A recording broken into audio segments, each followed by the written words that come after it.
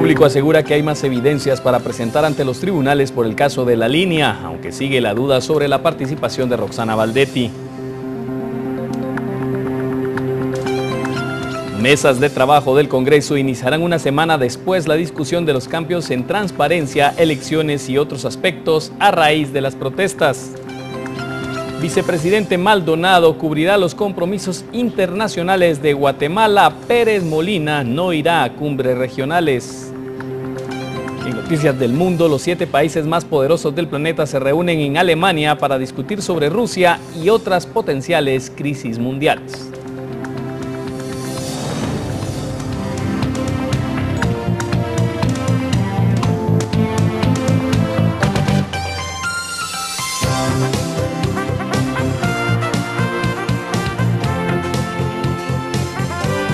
Esta es la emisión en directo de Noticiero Guatevisión con nuestro jefe de redacción, William Poroj. Buenas tardes, bienvenidos a este noticiero. Hoy lunes 8 de junio de 2013, la emisión en directo comienza en este instante con información internacional y por eso le damos la bienvenida a María Alejandra Martínez, quien nos tiene lo último de lo que ocurre en el mundo. Compañera, buenas tardes, bienvenida y adelante. Gracias, William, un gusto acompañarte a esta hora y a ustedes informarle del acontecer internacional. Hoy conoceremos los detalles más importantes que han ocurrido hasta esta hora, así que iniciamos de inmediato.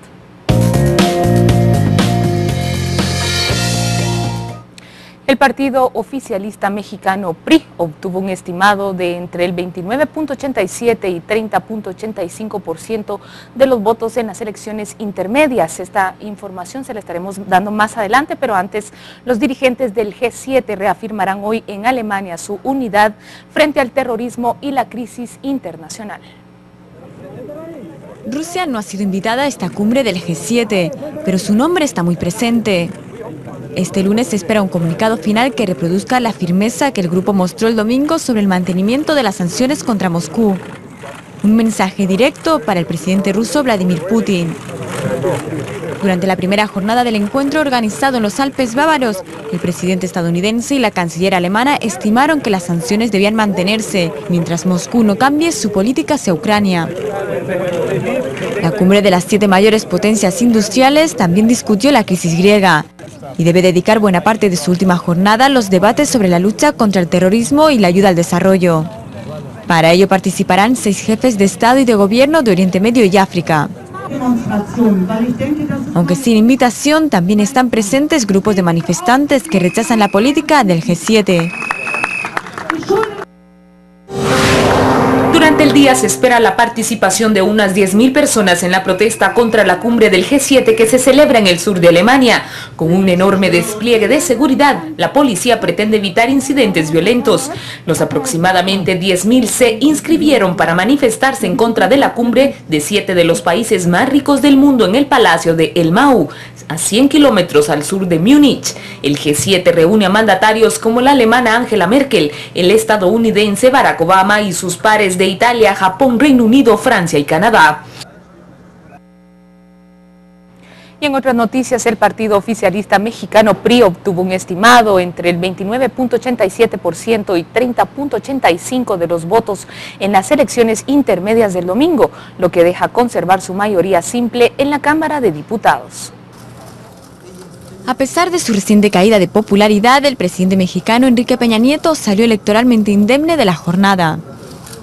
El partido oficialista PRI retuvo su mayoría simple en la Cámara de Diputados en las elecciones intermedias del domingo, con una estimación de entre el 29,87 y el 30,85% de los votos. Este resultado, inferior al cosechado en 2012, permite al PRI superar al conservador Partido Acción Nacional, que sumaría entre el 21,47 y el 22,20%, y al Partido de la Revolución Democrática de Izquierda, que tendría entre el 11,14 y el 11,81%. Y por primera vez un candidato independiente se perfila para ganar una gobernatura regional. Después de una semana de contundentes protestas, el gobierno había desplegado un operativo especial de seguridad en el sur. Menos de un 1% de las casillas se vieron afectadas. Pero la jornada estuvo marcada por las acciones de un sector radical de maestros y de los padres de los 43 estudiantes desaparecidos de Ayotzinapa. Estos impidieron la instalación de una veintena de casillas e incendiaron boletas en la localidad de Tixla. Al menos aquí en esta parte de Guerrero, de la región de la montaña, Cosa Chica, aparte de la Cosa Chica y centro, pues hay varios municipios en la postura de no permitir las instalaciones de las casillas para evitar las elecciones. Unas acciones que no gustaron a todos los ciudadanos. Estamos defendiendo nuestras casillas porque tenemos derecho al voto y estas personas no van a venir a decirnos lo que tenemos que hacer en nuestro pueblo. Los comicios del domingo serán la campaña electoral más violenta en México, con al menos 4 candidatos o precandidatos asesinados. El ministro de la Secretaría General del Gobierno de Chile, Jorge Insunza, presentó su renuncia por cuestionamientos de conflictos de interés cuando era diputado y lo realiza en medio de una crisis política por corrupción que atraviesa el país. La presidenta de Chile, Michelle Bachelet, nombró a Jorge Insunza secretario general del gobierno como parte de su estrategia para aplacar la crisis de confianza que sufría. Pero este domingo, después de menos de un mes en el cargo, el político anunció su dimisión. He presentado mi renuncia a la presidenta Bachelet. Lamento profundamente haberle creado un problema. Me comprometí a poder ayudarle en esta etapa. Ella merece ese respaldo de cualquiera de nosotros. El jerarca fue duramente criticado desde la oposición de derecha por haber recibido pagos por asesorías que realizó para minerías, mientras era presidente de la Comisión de Minería de la Cámara de Diputados. La legislación chilena permite a los congresistas realizar actividades paralelas, pero sus detractores creen que fue éticamente cuestionable. Incluso recibió críticas de partidos oficialistas. No hubo ilegalidad alguna, pero se nos exige más que eso. Yo tengo plena conciencia de que mis actos y mis decisiones se fundan en una libertad de juicio que siempre he resguardado. Eso lo sé yo y es lo que ni siquiera me hizo levantar la pregunta de si era bueno o no continuar con esos informes de análisis mientras era diputado. Esta renuncia es un nuevo remesón para el gobierno de Bachelet, que intenta superar la crisis de confianza en la que se encuentra inmerso. El ex jefe de gobierno español Felipe González llegó a Caracas para colaborar en la defensa de varios líderes opositores encarcelados, acusados de incitar a la violencia y conspirar contra el gobierno de Nicolás Maduro. Aunque en el aeropuerto no dio muchos detalles de su viaje. Saben que he venido a ver a la familia y si fuera posible a Leopoldo y Antonio, pero hasta que no tenga programa no tengo nada que decirles. El exjefe de gobierno español anunció en marzo su intención de colaborar como asesor técnico exterior en la defensa de los opositores Leopoldo López y Antonio Ledesma, a petición de sus familias, por lo que su viaje ha sido considerado injerencista por el chavismo.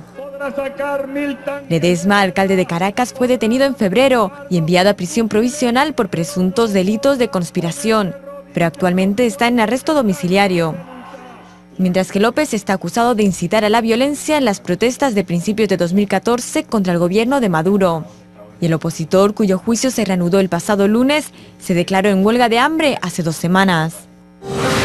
La Corte Suprema de Justicia dictaminó hoy que el presidente de Estados Unidos tiene el poder exclusivo para reconocer una soberanía extranjera y está facultado para decidir si reconoce el Estatuto de Jerusalén en un pasaporte. Al término de casi 8 meses de deliberaciones, la más alta instancia judicial del país finalmente decidió el duelo entre el Poder Ejecutivo y Legislativo sobre el caso de un estadounidense nacido en Jerusalén que quería que se mencionara a Israel en su pasaporte, extremo que había autorizado el Congreso contra la posición del presidente George W. Bush. El atleta paralímpico Oscar Pistorius quedará en libertad condicional en agosto tras cumplir 10 meses de prisión por el homicidio involuntario de su novia. El atleta empezó a cumplir su sentencia de 5 años en octubre del 2014. La liberación de Pistorius, cuyas extremidades fueron amputadas cuando era un bebé, era esperada porque fue sentenciado a pasar corto periodo de la sentencia en la cárcel o una sexta parte de la misma bajo la ley sudafricana. Y durante este fin de semana, en vez de piedras o cuchillos, miles de colombianos utilizaron tomates como armas para pelearse en una batalla campal que imita la festividad originaria del pueblo de Buñol en España. En Sutamarchán, a unos 130 kilómetros de Bogotá, se reunieron, ya como es tradicional desde hace 9 años, miles de personas para aplastar, tirar y estrujar más de 32.000 kilos de tomates maduros. En un ritual que duró unas 2 horas en el estadio municipal de esa localidad, los más pequeños dieron inicio a la jornada y jugaron con esos frutos, que se convirtieron en una piscina de pelotas real y con olor. Después de la diversión infantil comenzó la de los adultos que, sonrientes pero sin piedad, se atacaron en medio de la masa roja tras caer y levantarse varias veces. Estos últimos visitantes del campo del fútbol preparada para el evento recibieron un chorro de agua del camión de bomberos municipal. Buñol, en Valencia, al este de España, que nació en 1945, cuando unos vecinos que peleaban en la calle durante una festividad local empezaron a lanzarse los tomates de un puesto de verduras. Aún hay más noticias del mundo, los esperamos a las 6 y 9 de la noche. Para mí fue un gusto haberlos acompañado a esta hora. Gracias, María Alejandra. Vamos a ir a la pausa comercial rápidamente y cuando regresemos enlazaremos con nuestro compañero Cristian Martínez, que se encuentra en la portuaria Quetzal y nos tiene información importante a esta hora. Ya volvemos.